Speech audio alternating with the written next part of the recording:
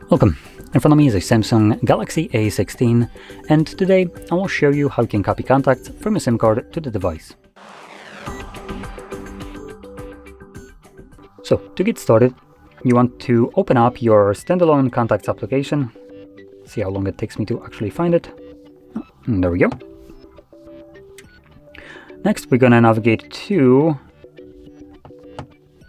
the three bars right here and select Manage Contacts, and then Import Contacts, Allow. Select where you want to import your contacts from. For me, that's going to be the SIM card. This will then display all the contacts located on your SIM card, and you can select all of them quickly by clicking right here, or you can just manually select each one of them, like so, or deselect some, and from there click on Done, and choose where you want to import the contacts to. I'm going to select Phone. Okay, and it successfully imported contacts, which should now appear in your contacts list. So with that being said, if you found this very helpful, don't forget to hit like, subscribe, and thanks for watching.